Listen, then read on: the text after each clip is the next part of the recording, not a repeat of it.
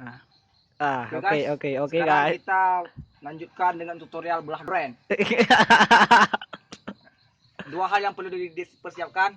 Yang pertama alatnya, yang kedua makanannya, yaitu durian. Semakin besar semakin bagus. Oh, haju buat dia nak buat apa? Oke, lanjut. Pertama, potong tangkainya. Potong sampai putus. Kalau udah putus, balik atas. Kalau atas bersihkan dikit, ya kan? Habis kita bersihkan, kita lihat jalurnya. Nah, ini sudah ada dampak jalurnya. Nah, pertama kita langsung ke jalurnya. Nah, jalurnya langsung ke bawah, gas terbuka semua. Habis itu balik. Bateri tahan. Bersihkan dikit Malam jalurnya. Langle. Kan habis itu ini langsung buka dia. Bentar ya. Nah, ini udah dapat jalurnya. Nah, langsung buka.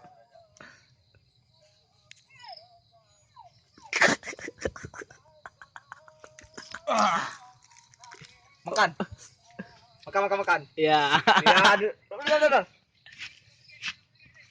lihat pemirsa, fokus. Ini masih luar biasa kuning. Ya kita makan aja. Mas, ya kita tes rasanya dulu. Ingat mendang butong ni. Semuanya mau ada loh. Saya bukan katornya dari mana. Bismillahirrahmanirrahim. Oh my God. No worry no. No worry. Muna ka gabo apa jauh? Cikalan. Ya sama meh. Oh ma. Yo buka. Ya. Enggak boleh lupa meme. Kenapa boleh pa mau dia dekat kah? Semuanya wet ya. Thịt nó bông. Apa ya? Meme ya? Nó nimpa. Bodinya apa helm ni? Berin luôn á. Bodin bro je kenapa kah tu buang. Berin luôn á. Nó có hàng bị bay kan? Nah, kenapa kau buka tutorial belah durian, mangat?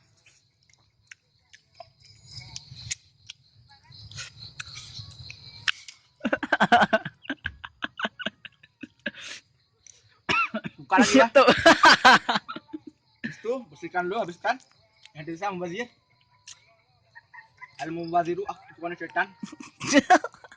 Bersihkan dulu, habis. Tinggal kita buka lagi. Enggak perlu pisau lagi ya. Karena dia udah mudah. Dikit-dikit. Habis itu atas jaga jatuh. Isinya kita buka dikit-dikit. Ya. Nampak lagi. Wow. Waduh. Aku mah bertuhnya narugo aja. Fokus. Kita buat ni dong, mangai abu. Alah ngabun. Odin. Ya Odin. Ya udah. Sama dinamakan akan berin, ha.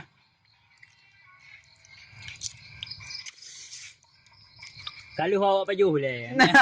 Kalau dia awak baju hori. Nah, awak baju.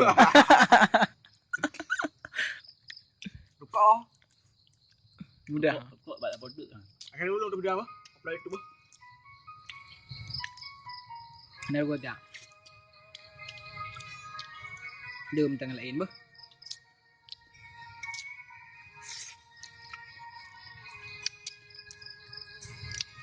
Tadi dah ni.